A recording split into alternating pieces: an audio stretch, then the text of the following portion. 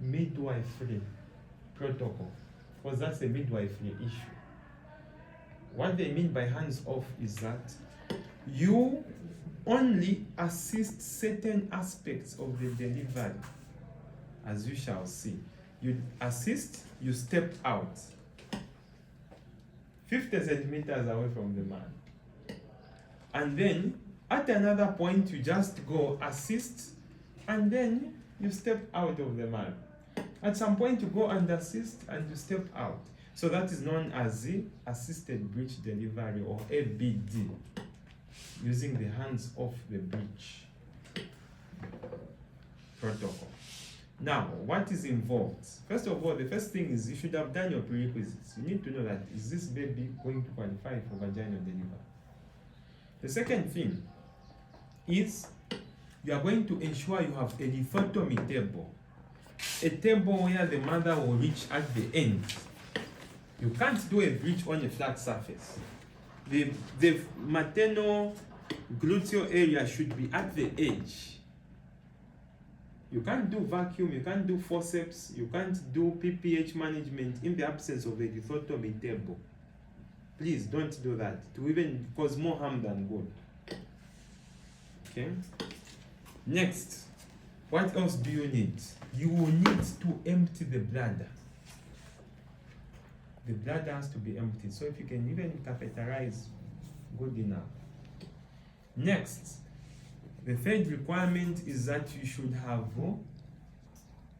lignocaine and the possible episiotomy procedures. Not where you have started and that's when you are looking, sister, where is the lignocaine? Where is this? Where is that? Those should even be on your side. On your side, you have that. The last thing that you need is an extra towel. Because you are going to see that we are not going to be holding our baby with gloves. There will be a point at which you need to cover the baby and deliver accordingly.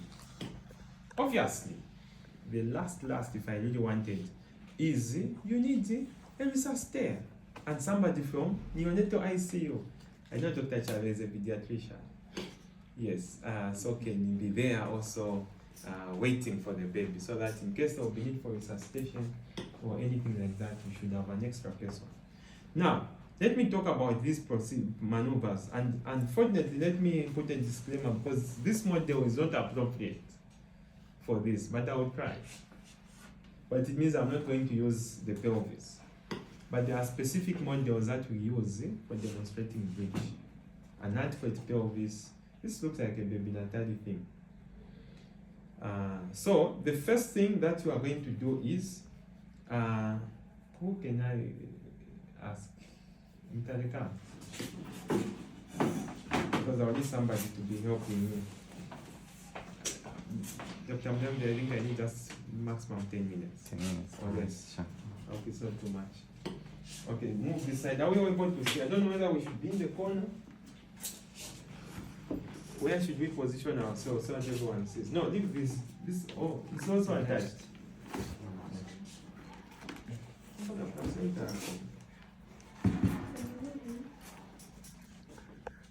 Okay, hold this. I don't know how you hold this.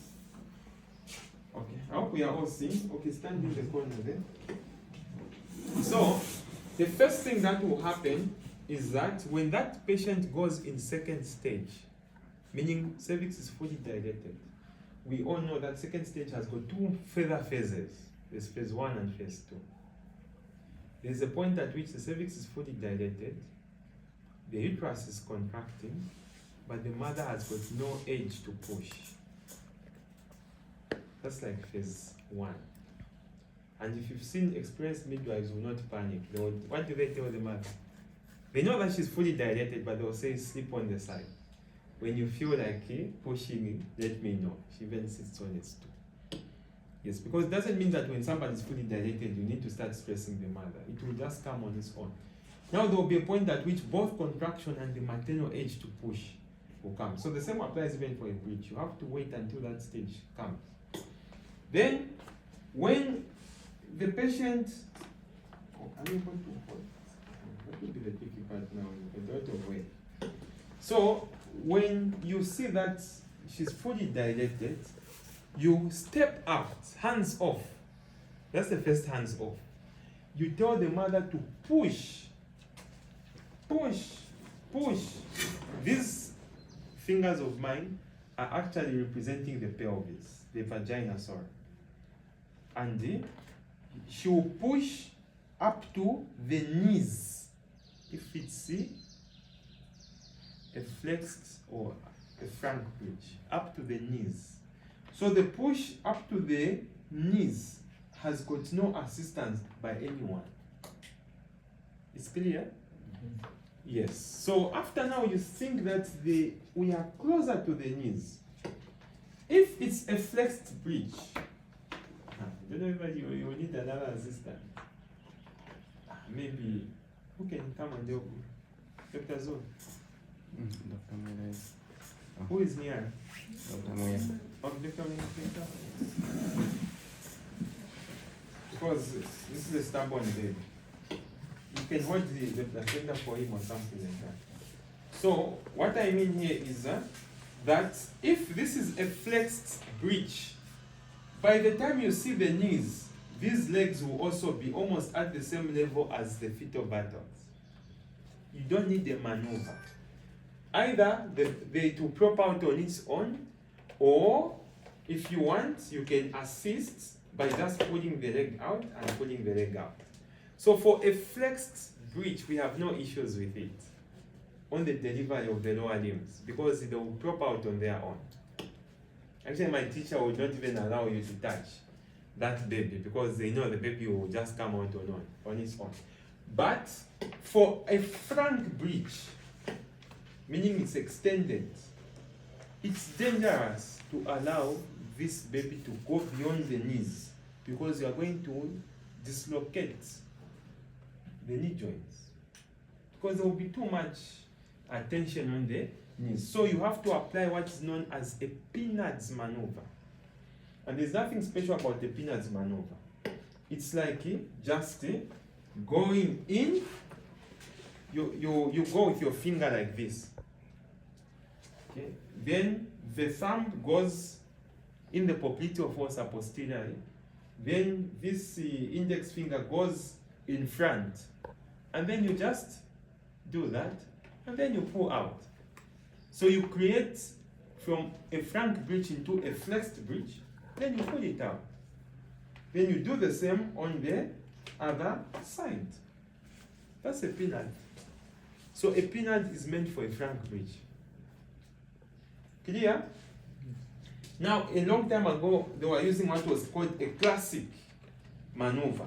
A classic maneuver means you go with your hand, one hand, then you grab both popliteal fossas at the same time, and then you flex and pull the baby out.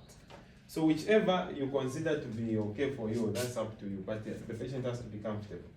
Then, after you remove this, obviously the baby will be, not this baby for the physician, the baby will be like this. The legs will be down. So now, yes, they'll be like that. But see, this is where the vagina is. So what are you going to do next? Again, you step off the second time. Hands off. Push. Push. So she will push, push, push up to somewhere halfway here. What are you going to be interested in? This. The umbilical cord will be seen from below. So the next time, mind you, we are on the hands off. So the only thing you're going to do here is to loosen the cords. And when loosening, you don't pull on both sides. You pull like this, putting more from the loose one than from the one here. So the cord will be somewhere here. Clear? Again, for the third time now, you go in hands off. Push, push, and this baby would have further moved. Now I don't know who will help me, whether it's Mulenga or it's Tade. We are now here. You get the point? So if this baby, which is very rare, if this baby is done this, it was in full flexion, It's very easy because these things will prop up. Just like the way those propped up in a flexed. You get the point? So it will be very easy, even without helping the baby. But you can just go in front of the arm and then just pull that out and then the other one out. You see that? That is easier. But by standards, if this baby's arms are extended like that, straight, like upside ways down, up, then you need to apply what's known as the loft set maneuver. Now, the loft set maneuver, and I have to emphasize on that one, that's where I've seen most midwives and the clinicians make mistakes in the way they do it. When you have reached here, you can manage to put your hand like that, yes. So when you've reached this stage, because you are not seeing the shoulders, but you are seeing part of the baby. And how you will know that now here I need to start applying the loft set, because the timing is very important. If you do something prematurely, the baby gets upset. And to make movements up there, which will now make the delivery impossible. So how you know that I think I've reached the loft set stage is by looking at the angles of the scapula. The scapula is a triangular bone, not so. Those angles, once you see them, then that makes you comfortable to say the shoulders are very near, and I can apply the loft set. Now on the loft set, what you do is you get a towel somewhere, then you cover the baby.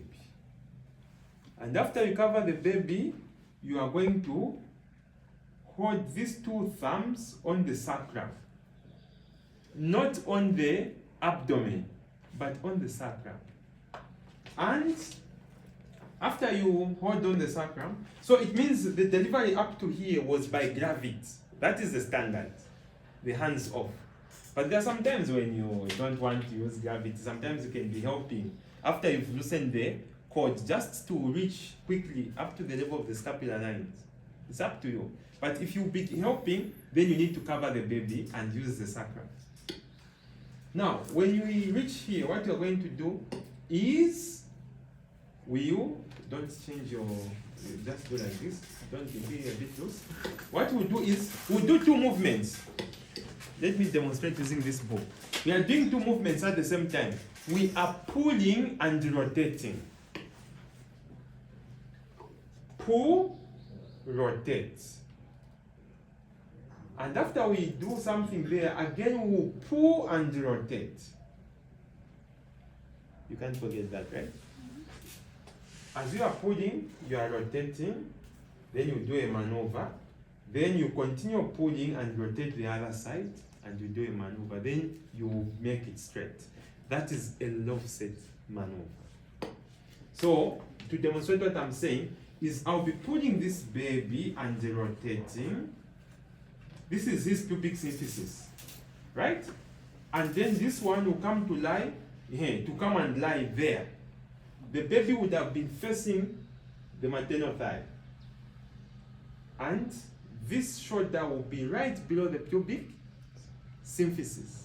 So what I will do is I'll just need one or two fingers to go in and extract that baby. Again, you have to be careful here because there are two joints. There's a shoulder joint and there's the elbow joint. So make sure you just go for the arm. Flex it first, and after it comes out on the shoulder, then put it out. So that's just 50% of loft set. After you've done that, you with your towel, again holding here, you are going to pull and rotate so that the baby who was facing Dr. Sinkamba there now will face the wind. And it will get back below the pubic symphysis. Again, you deliver. So now we have two of them out. But you don't want the baby to remain facing the window. So you continue pulling and then you make the baby face down. That's the end of loft set. Clear? And after that, and clearly again, that's the last hands off. Push. Now that's why the psychological trauma of the mother comes in. Because if she's seeing what is happening, she will be thinking the baby is about to fall off. She will feel like the baby is being strangulated. So you need to just assure and allow one last movement of the baby's head up to the nape of the neck. There's what some people would call a hairline corresponding to the neutral lines. Remember, we have the inferior and superior neutral lines. Or let's just call it a hairline, or somewhere where you can see. Meaning you have to allow the neck to pass. If you make a mistake, before you can see the neck, you start attempting to do something. That's what upsets the baby. The baby in there will deflect. And that will be nasty. So, you allow until the nape of the neck. If you can see a bit of the occipital, almost like the beginning of the occipital bone, that's when you apply the last maneuver known as the Morrisell-Smaily Veit, MSV. So in the Morrisell-Smaily Veit, what you're going to do is, okay, I don't know, I want to be somewhere where you're able to see. Whether I'm on the right side or wrong side, it doesn't matter. The ideal is you put your forearm between the baby's legs and support the baby, almost like this. You get the point, eh? Yes. And then let me just show here. Here, a long time ago, we used to put our finger in the mouth. Or for me, I still do that. And then here, these two, they will hold the malar bones. This. But now it's being discouraged. You bypass the mouth, you just go for the mentum, the chin. Whichever is simpler for you. This is a modified MSV. This one is the original or classic MSV. Okay, but the baby can't bite you. then this other hand will be on the occipital bone. So the whole idea is this hand is pushing the baby up so that the baby flexes. And then what is on the malar or in the mouth or on the chin is trying to further flex it. And yet the baby is resting on the hand. And that is the Morrisell-Smaily Veit. And then the baby comes out. Then you deliver onto the mother's abdomen. It's as simple as that. Or, a long time ago, just hold the baby like this, is just to grab the baby's foot and then pull up. And that is called the Burns Marshall, which is being discouraged. You know, these things again is preferences. Otherwise, there are people who have seen who uses Burns Marshall. You just get the baby out. But when you are sweeping the baby, you need to have a curvature, an angle. The only time I use the Burns Marshall, and that's the last part of my discussion, is when I'm going to use a Piper's forceps. Because in a Piper's forceps, what I'll need is an assistant. So you manage, I want you to sweep the baby. Like there, yes. Imagine it's the one sweeping up to there. Then I get forceps, because forceps are two. So I will get one, put the forceps there, and the other one, the forceps there. And I will grab the baby, me who is on this side. Then, as he's trying to do the Burns Marshall, I'll also help out with the forceps. Okay, that is how we use forceps in Breech. Now, as I conclude, if this forceps went for the pre-auricular aspects of the fetal face, what would happen? What type of neurological deformity will the baby have? Which cranial nerve? Cranial nerve number 7. So they'll end up with what looks like a Bell's palsy. The baby will be born. When the baby cries, he'll be crying one side. They just know that to compress the facial nerve at its outlet. With that, I rest my case with the presentation of Breech. If you have any questions or comments,